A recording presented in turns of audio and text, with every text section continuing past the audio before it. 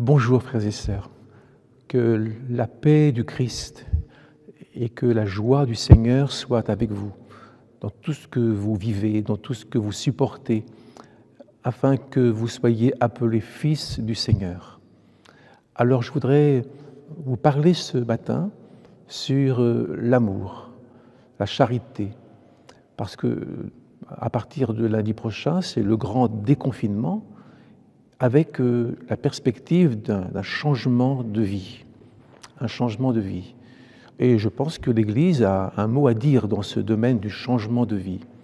Donc, je voudrais vous parler quel changement important apporter, et je pense que là où nous avons à faire des progrès, même à redoubler des classes, c'est dans le domaine de l'amour, de la charité. Alors, je lis avec vous un texte dans 1 Corinthiens, chapitre 13, et au verset 5, verset 4. L'amour est patient, il est plein de bonté. L'amour n'est point envieux, l'amour ne se vante point, il ne s'enfle point d'orgueil, il ne fait rien de malhonnête, il ne cherche point son intérêt, il ne s'irrite point, il ne soupçonne point le mal, il ne se réjouit point de l'injustice, mais il se réjouit de la vérité. Il excuse tout, il croit tout, il espère tout, il supporte tout. L'amour ne périt jamais. Et ces paroles de l'Évangile selon Jean, comme le Père m'a aimé, je vous ai aussi aimé. Demeurez dans mon amour. Je prie avec vous. Seigneur, mets en nous ta charité face à toutes les vagues que nous essuyons ces temps derniers, afin que notre lumière brille devant les hommes et que nous soyons appelés fils du Seigneur, au nom du Christ. Amen. Oui, dans quelques heures, nous allons entrer, tout le monde le sait, dans l'après, le jour d'après, où chacun s'est bien promis que ça ne serait plus comme avant. Il y aura des grands changements dans tous les domaines, mais notre vie va-t-elle vraiment changer? Nos valeurs chrétiennes vont-elles changer vers un mieux, évidemment? Une fois l'euphorie du danger, l'euphorie du retour à la vie retrouvée, est-ce que nous n'allons pas retrouver aussi nos mauvaises habitudes? Vous savez, dans le livre de l'Exode, après la traversée de la mer Rouge, après toutes les plaies d'Égypte qui ont impressionné les enfants d'Israël, une fois toute cette euphorie passée, ils ont fabriqué un veau d'or. Retour aux pratiques païennes. Et dans ces temps qui préparent l'avènement du Christ, tout au bout de l'Apocalypse, il y a cette parole « Celui qui est mauvais continue à faire le mal, celui qui fait le bien continue à faire le bien, et celui qui appartient à Dieu continue de vivre pour Dieu. » C'est une ouverture, un avertissement. Je suis étonné que pas une voix se soit élevée dans le monde pour penser, parler d'un retour à Dieu dans cette catastrophe que nous avons traversée. Retour à Dieu jusqu'à ce qu'il ait pitié de nous. Mais nous avons entendu, depuis quelques semaines, 1000 précautions à prendre, 1000 petits soins pour veiller sur les autres et sur nous-mêmes. Et ce matin, je voudrais vous conduire vers 1000 petites choses, enfin, pas 1000. L'apôtre Paul n'a pas parlé de grandes expériences mystiques, il a parlé simplement de la charité pratique quotidienne envers notre plus proche prochain.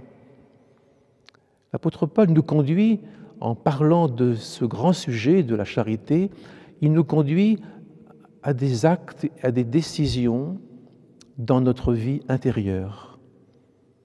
Comment nous vivons l'amour que Dieu a répandu en nous? Comment nous vivons? Avec quel sentiment? L'Église de Corinthe, c'est à elle que s'adressait ce premier message, l'Église de Corinthe se vantait de beaucoup de choses, mais elle avait des rivalités, de l'égoïsme, des désordres, et elle avait besoin de retrouver les sentiments qui étaient et qui sont toujours dans le Christ Jésus. Elle avait besoin de retrouver son premier amour, comme dit l'Apocalypse, ce premier amour qu'on a un peu oublié envers le Christ, envers son Église. Et l'apôtre Paul, dans ce chapitre 13 des Corinthiens, bien connu, il nous montre le chemin supérieur à tous les chemins, le chemin par excellence pour la vie chrétienne et la vie de tout être humain.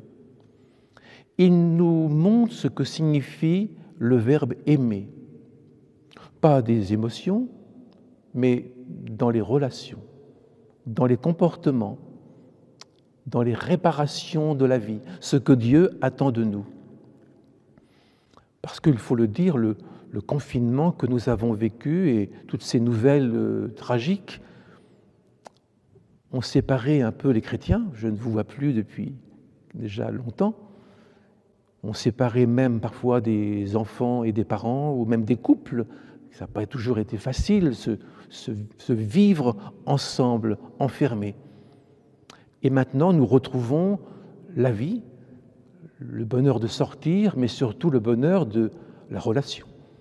On va rencontrer des gens, on va rencontrer l'Église et des frères et sœurs. Alors, écoutez bien ce que l'apôtre nous conseille pour l'après, pour le jour d'après. Celui qui aime est patient. Pas la patience qui dure 3 minutes, parce que le temps passe et on n'a pas que ça à faire, mais la patience qui supporte les autres longtemps, la patience qui supporte les situations difficiles longtemps. C'est ça la patience. Alors qu'on aurait envie de tout laisser tomber, on attend les autres, on est patient. Pas seulement une force pour supporter, mais une force pour supporter longtemps. La patience, c'est travailler avec le temps. Mais patience aussi envers nous-mêmes. Parfois, nous manquons de patience parce que les choses n'avancent pas assez vite dans notre vie. Patience dans notre vie de prière, parfois un peu sèche, dans les échecs répétés. Patience, l'avènement du Christ sera là un jour et nous recevrons le fruit de notre patience. Nous avons attendu et le Christ va venir. Celui qui aime est patient. Celui qui aime est plein de bonté. La bonté, c'est se mettre au service des autres. Par la bonté, nous communiquons un bien-être, un repos, de la paix, du courage, de la consolation. Par la bonté que nous communiquons de la vie. Servir les autres, c'est ça. Pas seulement servir pour qu'ils n'aient plus faim, bien sûr, pour qu'ils puissent être bien dans leur cœur et dans leur santé, mais servir quand ils sont inquiets face à la mort et la rencontre avec Dieu. Celui qui aime est plein de bonté. Celui qui aime n'est pas envieux, il ne jalouse pas l'autre dans ce qu'il est, dans ce qu'il a, il ne convoite pas. S'il y a de la jalousie, c'est un mal terrible partout, eh bien, le prochain n'est plus un frère, mais un rival, un adversaire qui a réussi là où peut-être j'ai échoué. Quand il y a de la jalousie, cela signifie que nous sommes encore centrés sur nous-mêmes. Et il peut y en avoir dans l'Église. Il peut y avoir dans l'Église un esprit de compétition, où chacun cherche à se dire, à se croire plus spirituel que les autres, avec un zèle plus chaud, plus bouillant. Mais tout ça, ça peut nous amener à du fanatisme. La jalousie est un vilain défaut. Elle nous empêche de voir le besoin de l'autre, de voir le prochain. La jalousie rend insensible, elle rend indifférent.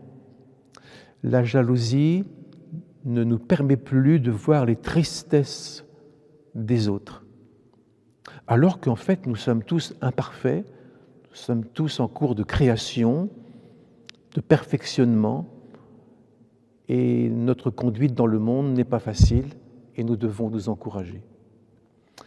Celui qui aime ne se vante pas, il ne cherche pas à briller, à faire le malin devant les autres.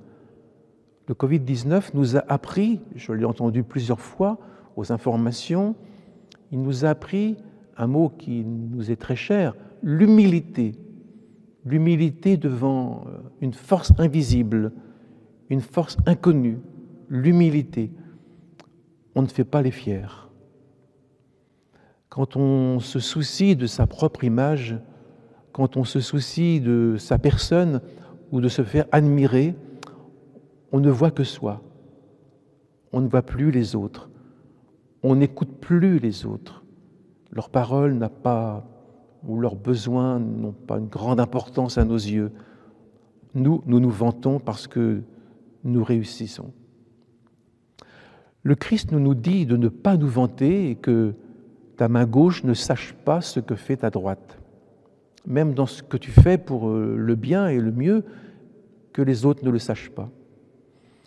La simplicité, l'humilité permettra de nous approcher des autres et de pouvoir les servir dans la joie. Ils nous recevront si nous sommes doux et humbles de cœur. Celui qui aime ne s'enfle pas d'orgueil, nous l'avons lu. Enfler, enflure. Je pense toujours à la grenouille qui veut se faire aussi grosse que le bœuf, c'est connu. Celui qui s'enfle d'orgueil, il se donne de l'importance, mais à l'intérieur, il y a beaucoup de vide et ça peut exploser. Alors, je pense qu'il faut retrouver, voilà, nous sommes dans un temps de remise en question, il faut retrouver le cœur simple, le cœur pauvre des béatitudes. Il y a des gens qui ne parlent que d'eux-mêmes, qui n'écoutent plus les autres. Il faut retrouver cette attention envers les autres. Le monde d'aujourd'hui et de demain aura besoin d'écoute, d'intelligence du cœur pour redonner de la valeur à ceux qui sont dépouillés par les événements de la vie. L'orgueilleux va même jusqu'à mépriser les autres pour affirmer qu'il est supérieur. Il abaisse pour pouvoir mieux s'élever, alors que le Christ nous a dit de considérer d'abord les intérêts des autres. Les faiblesses, les fautes des autres lui permettent d'affirmer sa supériorité, comme cet homme qui était au temple, sûr de lui, rempli de lui-même, et à côté de lui, il y avait un publicain, c'est-à-dire un homme mal aimé, un percepteur d'impôts, qui était les plus mal aimés de l'époque. Et il disait, je ne sais pas ceci, je ne suis pas comme cela, je ne suis pas comme ce pharisien, comme ce percepteur d'impôts, humilié pour se rehausser. Celui qui regarde de haut les autres, celui-là, il met des barrières entre les autres et lui-même. Nos services, tous nos dévouements seront accueillis avec joie, plaisir, si nous sommes simples, sans duplicité dans tout ce que nous faisons. Il faut retourner vers un christianisme authentique, vers la vérité chrétienne annoncée par le Christ. Celui qui aime ne fait rien de malhonnête, rien de déplacé, rien de blessant, rien de honteux. Il faut s'inquiéter de savoir si les autres, les frères, les sœurs, mais les autres dans la famille, seront blessés parce que nous ne faisons pas beaucoup de cas de leur personne et de leurs besoins. Il faut savoir ce que les autres reçoivent de nous. Parce qu'on peut manquer de tact, on peut manquer de délicatesse, on peut mettre mal à l'aise. Vous vous rappelez la femme au parfum, là, quelques jours avant la mort de Jésus, qui mettait tout son parfum sur les pieds de Jésus. Et les apôtres ont dit, on aurait pu vendre ce parfum à 300 deniers pour les donner aux pauvres. On aurait pu vendre. Donc ça veut dire que ces hommes ont manqué de tact. Et Jésus leur a dit, pourquoi vous lui faites de la peine? Parce qu'elle va penser qu'elle fait mal, elle va se sentir mal dans son cœur face aux autres. La charité ne fait rien de malhonnête, de blessant, de piquant.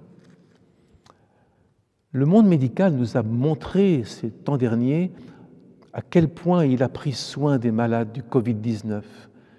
Et nous, allons-nous heurter les autres, les blessés, tous ceux qui croiseront notre chemin demain?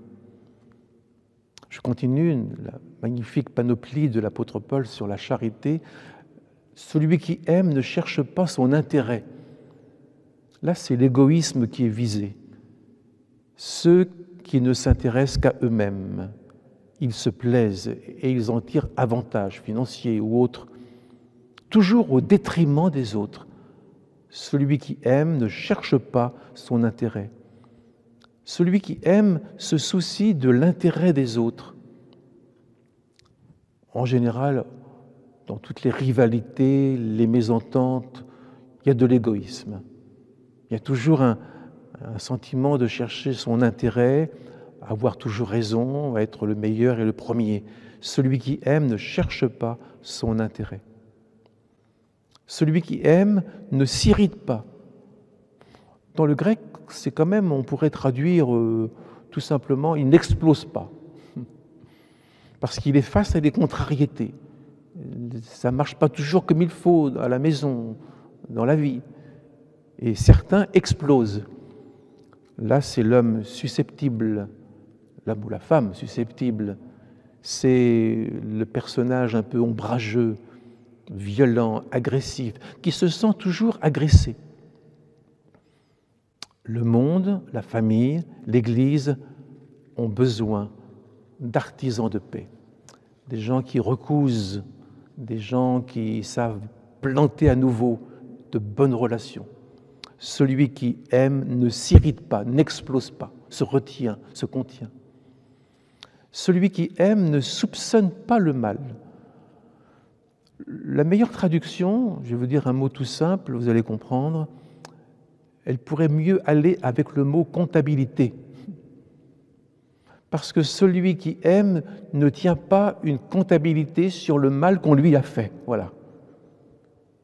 Il ne met pas sur le livre des comptes, des dettes, ce qu'on lui a fait. Parce qu'il connaît la hauteur, la profondeur et la longueur de l'amour de Dieu en Jésus-Christ. Donc celui qui aime ne rumine pas le mal qu'il a subi. Il ne garde pas des rancunes. Il ne dit pas « j'ai tout noté, je le rattraperai au tournant ». Il n'échappera pas.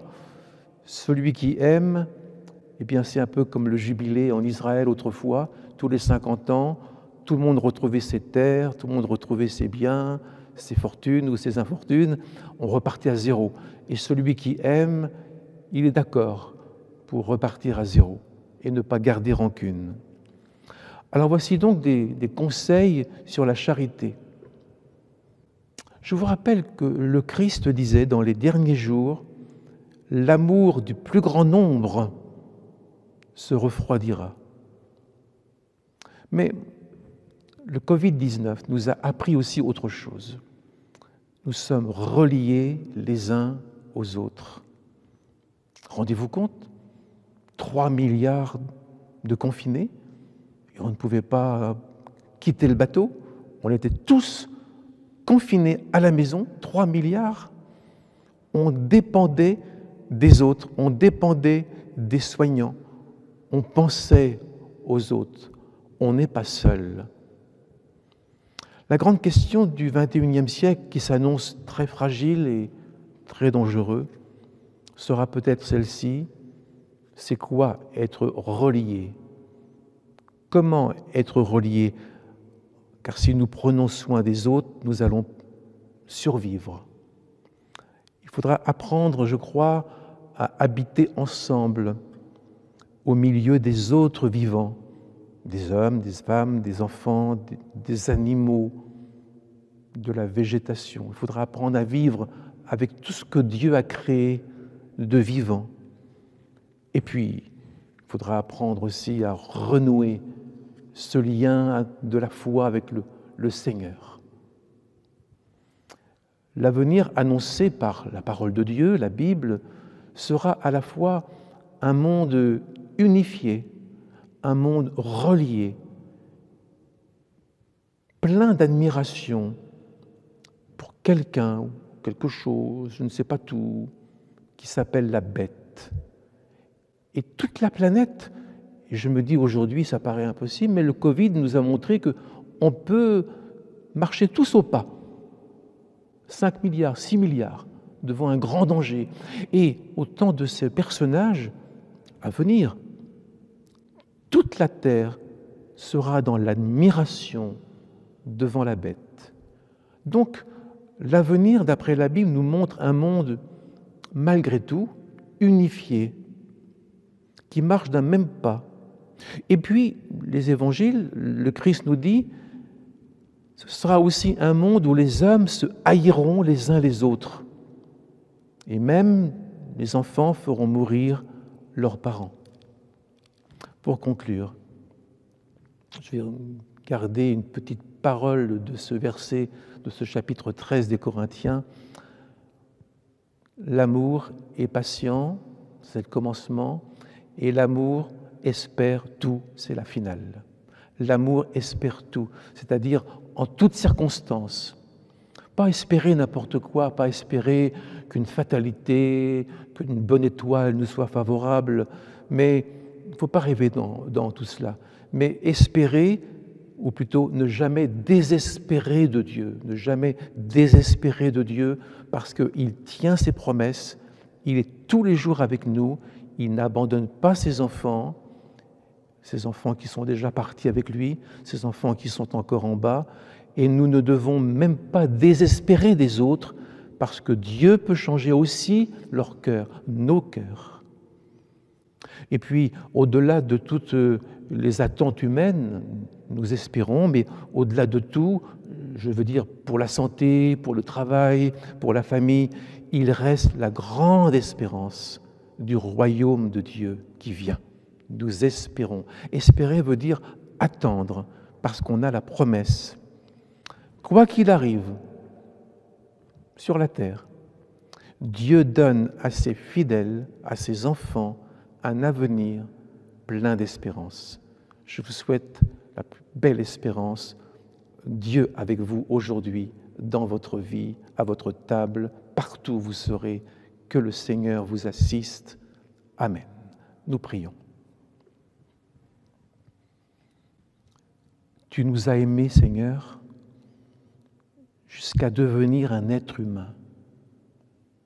Un être humain pour chercher tous les humains. Un être humain pour nous conduire vers le Père. Nous te prions de nous donner la force et l'intelligence de nous aimer ardemment les uns les autres. Merci pour ce temps de confinement parce que tu étais là. Et merci pour l'avenir parce que tu seras toujours là. Amen. Que Dieu vous assiste, qu'il écoute vos prières. Soyez sans crainte. Dieu prend soin des vôtres, de vous-même, de votre avenir. Dieu est avec vous. Amen.